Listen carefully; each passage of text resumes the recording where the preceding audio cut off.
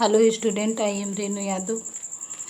Class 6 बच्चों, आपने हिंदी व्याकरण में भाषा और व्याकरण पढ़ रहे थे, जो आपका पहला चैप्टर था भाषा और व्याकरण का। और आज आप जानेंगे भाषा और लिपि।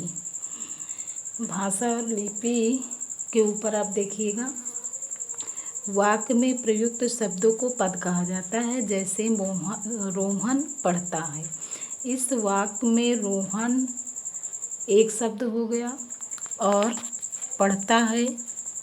पढ़ता एक शब्द है और है अलग अलग पद हैं। मतलब अलग अलग शब्दों का जब एक में लिख दिया जाता है, वही आपका पद कहलाता है। इसके बाद भाषा और लिपि में देखिए, मौखिक ध्वनियों को लिखकर प्रकट करने के लिए जिन चिन्हों का प्रयोग किया जाता है उन्हें लिपि कहा जाता है। और अलग अलग भाषाओं की लिपियां अलग अलग होती हैं। हाँ, कुछ भाषाओं की लिपियां एक समान भी हो सकती हैं। जैसे आप देखिए, एक तरफ भाषा लिखा हुआ है और दूसरी तरफ उस भाषा की लिपि क्या है वो लिखा हुआ है। जैसे हिंदी और संस्कृत, इन दोनों भाषाओं की लिपियां देवनागरी हैं। अंग्रेजी भाषा की लिपि रोमन है, पंजाबी भाषा की लिपि गुरुमुखी है और उर्दू भाषा की लिपि अरबी या फारसी। इसके बाद भाषा और व्याकरण।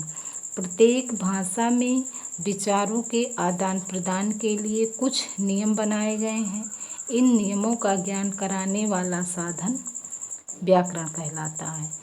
या फिर किसी भाषा का व्याकरण वह साधन है जिसके द्वारा उस भाषा के शुद्ध रूप का ज्ञान होता है।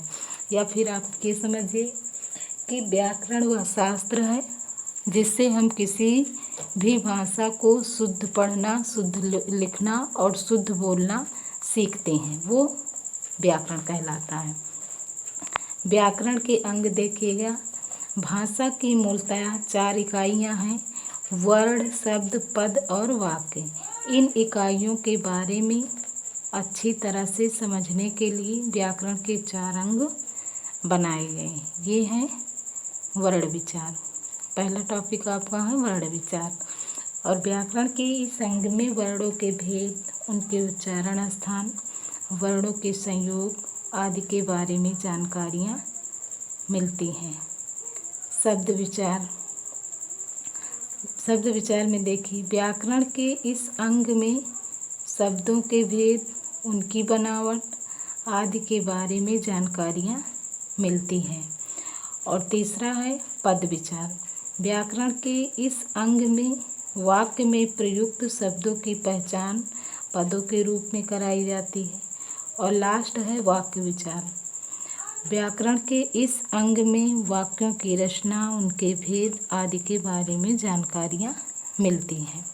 फर्स्ट चैप्टर आपका कंप्लीट हो गया। फर्स्ट चैप्टर में भाषा और व्याकरण था और लिपि थी। व्याकरण आपने जाना और भाषा जाना, और प्रत्येक भाषा की अलग अलग लिपियाँ होती हैं। ओके।